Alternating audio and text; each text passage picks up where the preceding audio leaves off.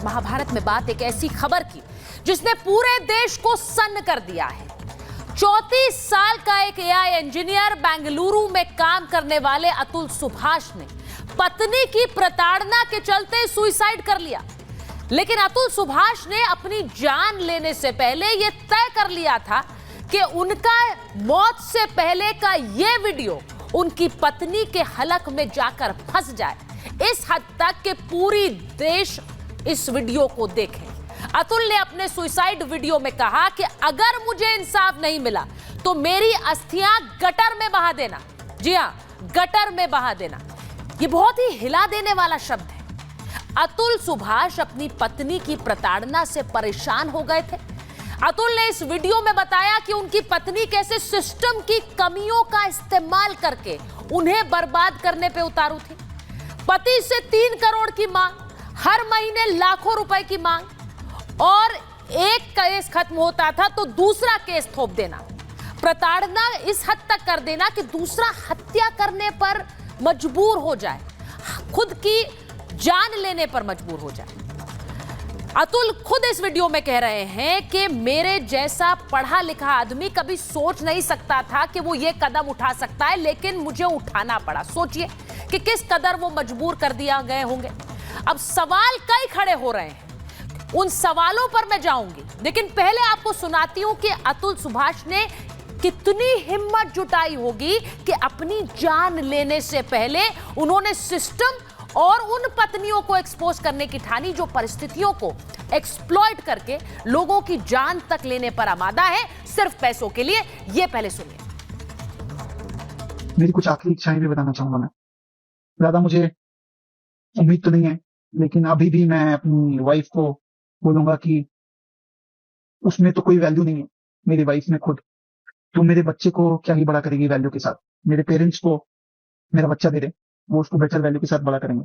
दूसरा है, और मैं अपने माँ बाप और भाई को बोलूंगा कि बिना किसी कैमरे के मेरी पत्नी या उसकी माँ या उसके किसी भी फैमिली मेंबर से बिना कैमरा पब्लिक प्लेस के ना मिले।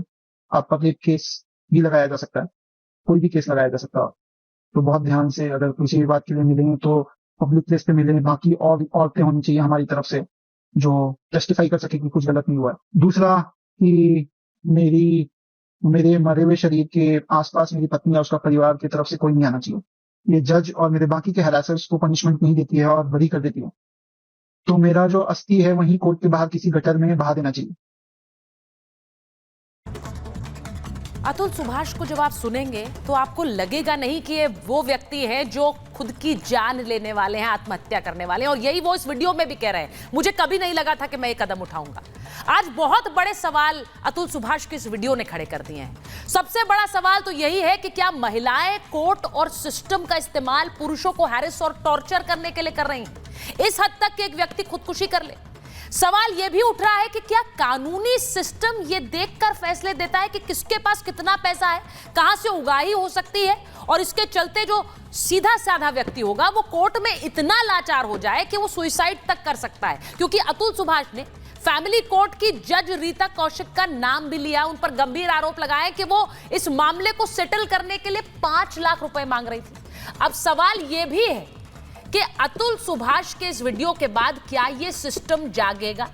सवाल उन पर भी है कि अब जो महिलाएं वाकई प्रताड़ना के चलते डिवोर्स चाह रही हैं, उनके केस पर भी क्या इस केस का असर होगा। क्योंकि सुभाष की पत्नी जैसी कई महिलाएं कोर्ट और कानून का दुरुपयोग करती हैं, तो जो वाकई में अपने लिए न्याय चाह रही महिलाएं, उन पर अब इसका असर पड़ेगा। यह एक छोटी सी रिपोर्ट देखिए, क्योंकि अतुल का वीडियो में आपको उसके अंश एक एक करके दिखाऊंगी, उस पर महाभारत आज। मेरे बच्चा को इंसाफ दिलवा दीजिए, बस और कुछ नहीं चाहिए।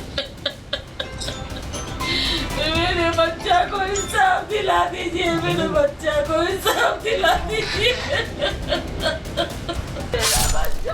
बेंगलुरु की प्राइवेट कंपनी में काम करने वाले 34 वर्षीय एआई इंजीनियर अतुल सुभाष ने अपने घर पर आत्महत्या कर ली। हमसे 10 बजे तक बात किया, एक दिन पहले तक कुछ नहीं बताया, कुछ नहीं बोल पाया। उसके साथ जो हुआ है ना, कानून व्यवस्था, ये अपने लॉ की व्यवस्था इतनी कैसा उसको भीतर से तोड़ दिया है। खत्म हो जाता था, फिर बार बार केस डाल दिया जाता था मेरे बच्चे को। सुसाइड से पहले अतुल ने 90 मिनट का वीडियो और 24 पेज का सुसाइड नोट छोड़ा, जिसमें बताया कि पत्नी ने अतुल पर 9 केस दर्ज कराए। एक केस खत्म होता तो दूसरा ठोक देती। हत्या समेत यौन उत्पीड़न का आरोप लगाया। पत्नी ने 3 करोड़ रुपए की मांग की थी। हर महीने 2 लाख गुजारा भत्ता मांग रही थी। कोर्ट में ही पत्नी मजाक बनाती थी, कहती थी सुसाइड क्यों नहीं कर लेते हो। जज ने भी मामले को सेटल कराने के लिए 5 लाख की मांग कर दी थी। अतुल टूट चुके थे क्योंकि बेटे का चेहरा तक देखने नहीं दिया था। एक महिला एक पुरुष को किस हद तक प्रताड़ित कर सकती है, खुद सुभाष बता रहे हैं। सुनिए उनका ये आखिरी वीडियो। मेरा नाम अतुल सुभाष है। मैं तकरीबन 34 साल का हूँ। बैंगलोर में रहता हूँ। आज मैं सुसाइड कमिट करने जा रहा हूँ। तो मेरा मानना है कि मुझे खुद को ही खत्म कर लेना बेस्ट है मेरे लिए, क्योंकि जो मैं पैसे कमा रहा हूँ उसी से मैं अपने दुश्मन को बलवान बना रहा हूँ। वही पैसे मुझे ही बर्बाद करने के लिए यूज हो रहे हैं और ये साइकिल बढ़ता ही रहेगा, है ना। मेरे ही टैक्सेस के पैसे से ये कोर्ट, ये पुलिस सिस्टम मुझे और मेरी फैमिली को और बाकी लोगों को भी हैरास करेगा जो अच्छे लोग हैं। तो जो सप्लाई है वैल्यू का, उसी को खत्म कर देना चाहिए। और anyway give me a suggestion क्या दे told me to commit suicide, and I think they're right.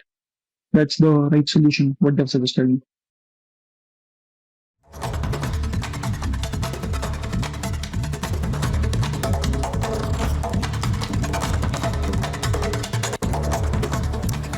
और महाभारत में मेरे साथ जो मेहमान जुड़ रहे हैं, हमारे साथ सुप्रीम कोर्ट के वकील रुद्र विक्रम सिंह स्टूडियो में है। हमारे साथ डॉक्टर सांत्वना श्रीकांत हैं, सोशल एक्टिविस्ट हैं। हमारे साथ मानवी तरेजा जुड़ रही है, सोशल एक्टिविस्ट हैं। बरखा त्रेहान जो कि पुरुषों के लिए एक लड़ाई लड़ती रही हैं अपनी एनजीओ के जरिए भी। बरखा त्रेहान हमारे साथ जुड़ रही हैं। प्रियंका राणा जी सोशल एक्टिविस्ट हैं, स्टूडियो में हमारे साथ हैं। डॉक्टर निशा खन्ना जो कि एक साइकोलॉजिस्ट हैं, थोड़ी देर में जुड़ेंगी। और आशीना सावरकर भी हमारे साथ है। लेकिन मैं शुरुआत इस बात से कर रही हूँ, जरा तस्वीरें चलाते रहिए। ये आज महाभारत की शुरुआत क्यों हो रही है?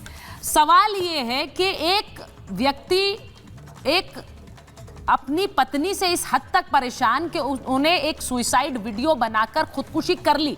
और ऐसा व्यक्ति जिसके बारे में आप सोचेंगे भी नहीं कि ये खुदकुशी कर सकता है, जिस तरह का वो वीडियो बना रहे हैं, अगर आप उन्हें सुनेंगे अतुल सुभाष को, आप यकीन नहीं मानेंगे कि ये व्यक्ति इसके बाद अब अपनी जान लेने वाला है। मेरा सवाल सबसे पहले रुद्र विक्रम जी ये है कि इस तरह के मामले उन्होंने सीधा आरोप सिर्फ अपनी पत्नी पर नहीं, सिस्टम पर भी लगाया है, जो मजबूर कर रहा है एक व्यक्ति को कि वो खुदकुशी कर ले, क्योंकि वहां जज भी पैसे मांग रही। रुद्र जी देखिए, जो वीडियो जिन लोगों ने भी देखा होगा वो साफ पता चल रहा है कि उस व्यक्ति की मनस्थिति क्या रही होगी। कि अक्सर सुसाइड आदमी आवेश में आके करता है कि कुछ स्थिति ऐसी होगी, आवेश में आके करता है। लेकिन अगर कोई व्यक्ति प्रॉपर लिख के, प्रॉपर वीडियो बना के सुसाइड कर रहा है तो वो इतना हरास हो चुका होगा उस महिला द्वारा, उस सिस्टम द्वारा। और सिस्टम क्या उन्होंने एक्सप्लेन भी किया।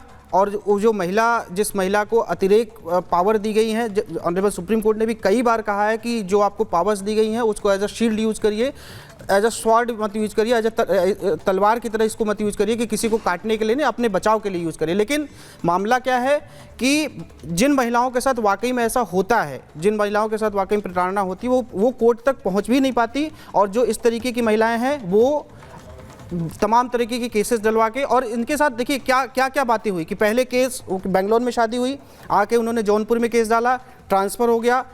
मैं जजेस को बहुत सम्मान के साथ कहना चाहता हूं कि ट्रांसफ़र जब आप पिटीशन सुनते हैं तो तुरंत आप ट्रांसफ़र करते हैं। अच्छा, महिला है, महिला जहां भी है, चाहे वो कहीं भी देश के किसी भी कोने में हो, वो तुरंत उसको ट्रांसफ़र कर दिया जाता है।